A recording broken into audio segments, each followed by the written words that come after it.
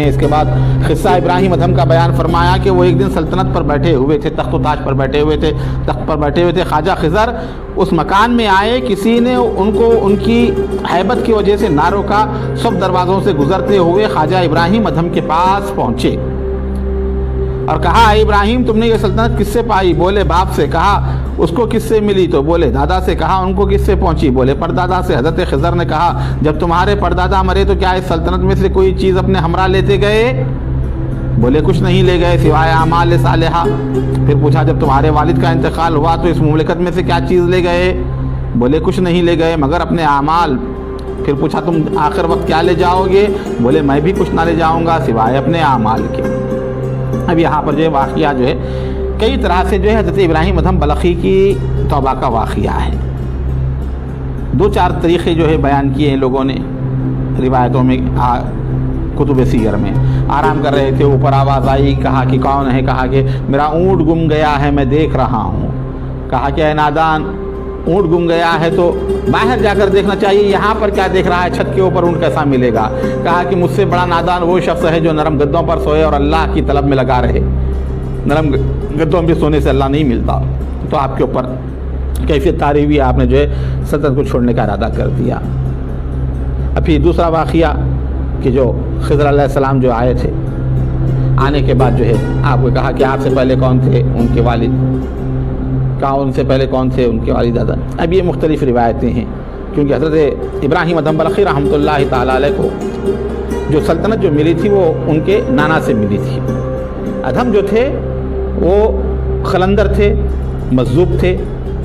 اقتباس الانوار میں علامہ اکرم قدوسی رحمۃ اللہ علیہ جیسے اس کی تفصیلی واقعہ جو ہے لکھا ہے کہ وہ بادشاہ کی بیٹی کی طرف مائل ہوئے، تفصیلی طور پر لکھنے کے بعد جو ہے کہا کہ وہ خاندانی سلطنت نہیں تھی ان کی۔ حضرت ادھم جو ابراہیم کے والد تھے وہ خلندر تھے اور درویش تھے، درویشی میں ان کی زندگی گزری۔ نانا نے آپ کو اپنے تخت کا وارث بنایا اور آپ اس تخت پر بیٹھے بلخ کے بادشاہ بنے، کیونکہ درویشی آپ کی فطرت میں تھی۔ آپ کے آبا و اجداد جو تھے ابراہیم بلخی رحمۃ اللہ علیہ کے، تو وہ درویش تھے، اللہ والے تھے، صوفیہ تھے۔ تو وہی جذبہ آپ کے اندر موجود تھا جس بنا پر یہ واقعات ایسے پیش آئے کہ آپ نے اس سلطنت کو ٹھوکر مار دی اور سلطنت کو ٹھکرا دیا۔ تو خضر علیہ السلام آتے ہیں اور کہتے ہیں کہ بولے کیا جو ہے بہترین گھر ہے، کیا بہترین سرائے ہے؟ انہوں نے کہا کہ یہ سرائے نہیں، یہ میرا محل ہے۔ تو انہوں نے کہا کہ آپ سے پہلے کون تھا؟ کہا کہ وہ میرے نانا تھے، ان سے پہلے ان کے والد تھے، ان سے پہلے بولے وہ کہاں ہیں؟ کہا چلے گئے۔ کہا چند دن رہے، اس کے بعد چلے گئے۔ پھر اس کے بعد دوسرا بادشاہ آیا، چند دن رہا، وہ بھی چلا گیا۔ تیسرا بادشاہ آیا، چند دن رہا، وہ بھی چلا گیا۔ اب تم ہی بتاؤ کہ کوئی یہاں پر مستقل طور پر ٹکا نہیں، اس محل میں کسی کا قیام مستقل نہیں رہا، چند دن تک سلطنت کی وہ چلا گیا۔ تو اب کہو کہ سرائے کہیں گے یا نہیں کہیں گے کہ یہاں پر چند لوگ آئے اور جو چند دن ٹھہرے اور اس کے بعد وہ چلے گئے۔ تب یہاں پر یہ جو بندگی نصیر الدین چراغ دہلوی رحمۃ اللہ علیہ نے واقعہ بیان فرمایا تو وہ کہتے ہیں کہ جو ہے دیکھو وہ کیا لے گئے ساتھ اپنے، جتنے بادشاہ تم سے پہلے گزرے وہ اپنے ساتھ کیا لے گئے؟ کہا کہ اعمال ہی لے گئے، سلطنت تو یہیں پر چھوڑ دی، مال و دولت تو یہیں پر چھوڑ دی۔ کہا کہ تم جاؤ گے، تم کیا لے جاؤ گے؟ کہا کہ میں بھی اپنے اعمال ہی لے جاؤں گا، میں بھی سلطنت یہاں پر چھوڑ دوں گا سوائے اپنے عمل۔ حضرت خضر علیہ السلام نے کہا کہ جب تم جانتے ہو کہ کچھ نہ لے جاؤ گے سو نیک کام کرو، پھر نیک کاموں میں کیوں مشغول نہیں ہوتے؟ نیک کام اختیار کرو جب معلوم ہے کچھ لے جانا نہیں ہے سلطنت سے۔ اور یہ کہہ کر غائب ہو گئے۔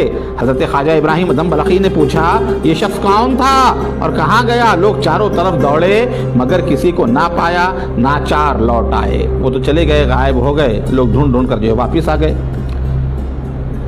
خواجہ ابراہیم تخت سے اترے اور ان کے دل میں ایک وحشت پیدا ہوئی، پریشانی میں پھرنے لگے۔ سوچا کاروبار ملک و بادشاہی کا مشکل ہے، آسانی سے نہیں چھوٹ سکتا، محل میں جاؤں، شاید حرم اور کنیزوں کے مجمع دل کو آرام اور راحت پائے، جا کر آرام کر لوں اور پریشانی شاید رفع ہو جائے۔ پھر اندر گئے تو ہر عورت ان کو شیر و مار کی طرح دکھائی دیتی، باہر نکل آئے اور دل میں سوچنے لگے شکار کو جاؤں، شاید سیر و تفاشے میں پریشانی کچھ کم ہو۔ گھر میں گئے تو وہاں پر وحشت ہوئی، وہ عورتیں عجیب و غریب شکل کی دکھائی دینے لگی۔ پھر جو ہے سمجھا کہ چلو شکار کو نکلتے ہیں، سیر کو نکلیں گے، شکار کریں گے۔ تو وہاں پر نکلنے کے لیے ہرن کو دیکھا، اس کے پیچھے گھوڑا دوڑایا، کچھ دور بھاگا، وہ ہرن کھڑا ہو گیا اور منہ پھیر کر با عبارت فصیح کہنے لگا، اے ابراہیم کیا تو اس واسطے پیدا ہوا ہے؟ اب یہاں پہ عجیب واقعہ پیدا، جو شکار کے گئے تھے وہ ہرن کہتا ہے کہ تم اس واسطے پیدا ہوئے اور اس کام کا تجھ کو حکم ہوا ہے؟ یہ آواز سن کر کھڑے ہو گئے اور ہرن کا پیچھا چھوڑا، پھر گھوڑے کے نیچے زمین سے آواز آئی، قسم خدا کی تو اس واسطے پیدا نہیں کیا گیا، نہ اس بات کا تجھ کو حکم ہے۔ پھر خواجہ ابراہیم ادھم بلخی کے طاقت نہ رہی کہ پھر گھوڑے سے اتر پڑے اور تنہا جنگل کو چلے گئے۔ لشکر میں شور و شبابیلا پڑا، سب نے جمع ہو کر منت کی کہ گھوڑے کی سواری کے پاس لائیں۔ خواجہ ابراہیم نے کہا میں نے سلطنت ترک کر دی۔ وہ اتر گئے گھوڑے سے وہیں پر اور نکل پڑے۔ جس کو چاہو یہ کام سپرد کرو۔ ہر چیز فہمائش اور کوشش کی، کچھ مفید نہ ہوا، لوگوں کو لوٹا دیا، تنہا رہ گئے۔ وہاں جنگل میں ایک ساربان تھا، اس کی کملی اس سے مانگ لی اور بادشاہی لباس اس کو دے دیا۔ ان کا جو لباس تھا انہوں نے اس کو دے دیا اور وہ کملی لے لی۔ پھر اس کملی کو پیچھے سے پھاڑ کر گردن میں ڈال لیا اور بیابان کی راہ لی۔ ایک جنگل میں 70 مرد مرخہ پوش سر پر خاک ڈالے ہوئے پڑے دیکھے، حیران ہوئے کیا معاملہ ہے۔ ہر شخص کے پاس جا کر کان لگایا، کوئی بات سننے میں آئے، کسی کی آواز نہ سنائی دیتی تھی، سب مرے پڑے تھے۔ ہر ایک کو اسی طرح دیکھتے ہوئے جب 70ویں درویش کے پاس آئے تو اس نے سر اٹھایا اور آنکھ کھولی اور کہا، ابراہیم ہم 70 درویش محبت الہی میں مرخہ پوش ہو کر نکلتے تھے اور وعدہ کیا تھا خدا کے واسطے سفر کریں اور کسی چیز سے خواہش نہ ہو سوائے جمال پروردگار کے۔ جب اس بیابان میں پہنچے تو حضرت خضر علیہ السلام ہم سے ملے، ان سے مل کر ہم کو خوشی ہوئی اور دل میں سمجھے کہ ملاقات ایسے بزرگ سے ہوئی، یہ سفر ہمارا مقبول ہوا۔ وہ جا رہے تھے 70 درویش، تو جب ملاقات ہوئی خضر علیہ السلام سے، یہ بڑے خوش ہوئے۔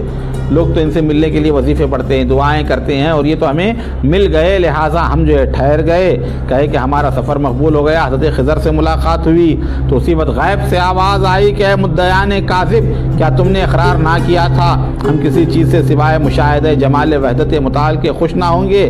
اب کیسے ایک فقیر کے آنے سے خوش ہوئے؟ تو غیب سے آواز آئی، تم تو کہہ رہے تھے کہ ہم تو سوائے جمال الہی کی کسی سے خوش نہیں ہوں گے، اب ایک فقیر ایک درویش سے خوش ہو رہے ہو۔ خضر کون ہے؟ ہمارا ایک بندہ ہے۔ خضر علیہ السلام کے بارے میں کہا گیا کہ ہمارا ایک بندہ ہے، سو اس بات کے خوف کے سبب سب نے وفات پائی، فقط مجھ کو باقی رکھا کہ تو آئے تو تجھ سے یہ راز کہہ دوں، اور یہ کہہ کر اس نے بھی وفات پائی۔ تاکہ سب مر گئے، میں باقی رہا تاکہ تمہیں یہ بات بتاؤں، تمہیں یہ بات ظاہر کر دوں کہ اس کے بعد اس نے بھی جو ہے، اس درویش نے بھی جو ہے وفات پائی۔